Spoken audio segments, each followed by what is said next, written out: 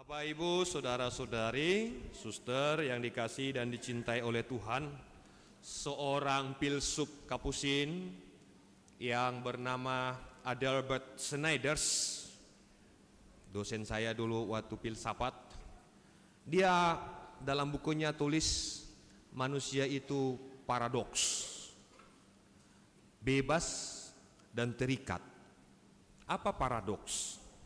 Paradoks merujuk pada situasi, pernyataan atau argumen yang tampaknya kontradiktif, yang tampaknya tidak selaras, tidak sejalan, atau mustahil secara logika. Maka dengan kata manusia paradoks, artinya dia mau menyampaikan bahwa manusia itu bebas dan juga sekaligus terikat. Hal inilah yang akan kita dalami. Pertama, dari bacaan pertama tadi, Putra Sirak menekankan kebebasan manusia, kebebasan kita. Dan dalam Injil menunjukkan kepada kita betapa hati kita sering terbelenggu. Yang pertama, manusia itu bebas. Putra Sirak berkata, jika engkau mau, engkau dapat menuruti perintahnya. Di hadapan manusia ada hidup dan mati, dan apa yang disukainya akan diberikan kepadanya.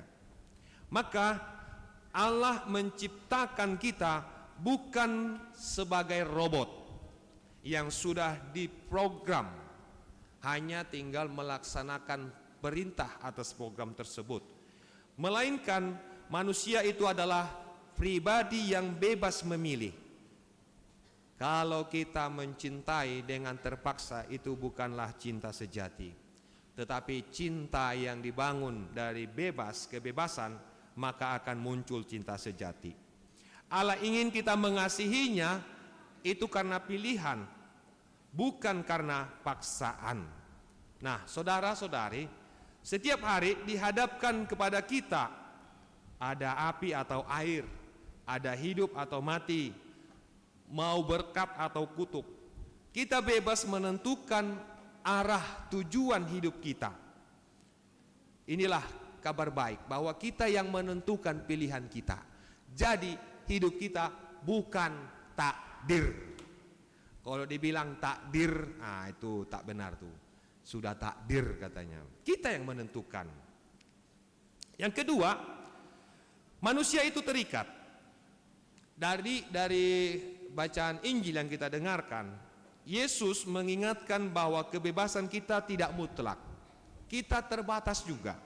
Dikatakan, jika hidup keagamaanmu tidak lebih benar daripada ahli Taurat atau orang-orang Farisi, kamu tidak akan masuk kerajaan surga.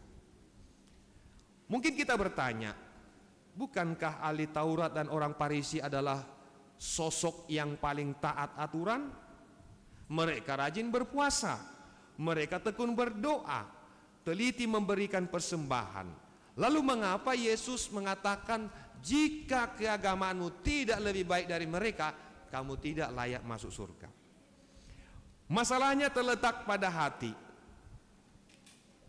Ahli Taurat dan orang-orang Farisi hanya taat pada bagian luar, bagian permukaan. Mereka merasa cukup dengan tidak membunuh, padahal hati mereka masih menyimpan kebencian. Mereka menganggap diri suci karena tidak berzina, padahal pikiran mereka melihat cewek penuh hawa nafsu. Mereka merasa jujur karena bersumpah demi Tuhan, demi ini, demi itu, tetapi perkataan sehari-hari mereka penuh dengan manipulasi. Maka Yesus datang bukan untuk menilai kulit luar, melainkan untuk menggali lebih dalam. Yesus menunjukkan bahwa manusia seringkali terikat bukan hanya oleh aturan, tetapi oleh kondisi hati yang rusak. Maka kalau kita lihat, ada 3 hal yang disoroti oleh Yesus. Pertama, keterikatan oleh kemarahan. Yesus berkata, setiap orang yang marah terhadap saudaranya, ia harus dihukum. Kalau tadi hukum Taurat mengatakan siapa yang membunuh itu harus dihukum. Tetapi ini dengan marah saja dia harus dihukum. Marah itu sebenarnya tidak selalu salah ya. Yesus juga pernah marah.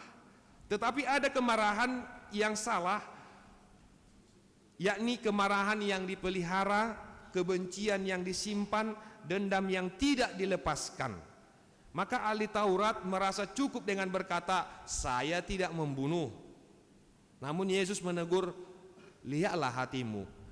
Jika engkau masih menyimpan amarah, engkau akan diperbudak olehnya. Terkait dengan marah, terkadang saya berpikir begini, saya marah dengan seseorang, seseorang tidak merasakan apa-apa dengan saya saja. Ketika kulihat dia, hati saya sudah gondok, muka saya merah, detak jantung saya bertambah. Padahal orang itu tidak apa-apa, tidak masalah. Yang rugi siapa? Kita yang rugi. Itu. Keterikatan yang kedua adalah keterikatan oleh nafsu. Yesus berkata, setiap orang yang memandang perempuan serta menginginkannya sudah berzina dengan dia dalam hatinya. Ahli Taurat merasa aman karena tidak berselingkuh secara fisik. Tetapi Yesus mengantisipasi agar hal ini tidak terjadi, maka dia mengatakan setiap orang yang menginginkan perempuan serta menginginkannya sudah berzina dengan dia dalam hatinya. Yesus menegaskan bahwa dosa dimulai dari dalam hati, dari pandangan yang dibiarkan.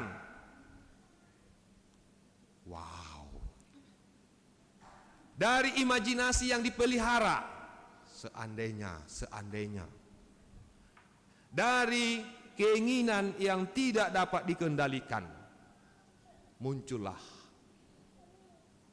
berbagai hal-hal yang tidak kita harapkan. Maka Yesus katakan, setiap orang memandang perempuan dalam pikirannya itu sudah berzina, mengantisipasi hal ini. Yang ketiga, terikat oleh ketidakmurnian perkataan. Yesus berkata, jika ya katakanlah iya, jika tidak katakan tidak. Tidak ada istilah abu-abu. Apa yang lebih dari itu berasal dari si jahat. Pada masa itu, pada masa Yesus, orang membuat berbagai sumpah demi meyakinkan orang lain. Jangan-jangan sekarang pun kita masih sering bersumpah, sumpah demi Tuhan, saya berkata benar.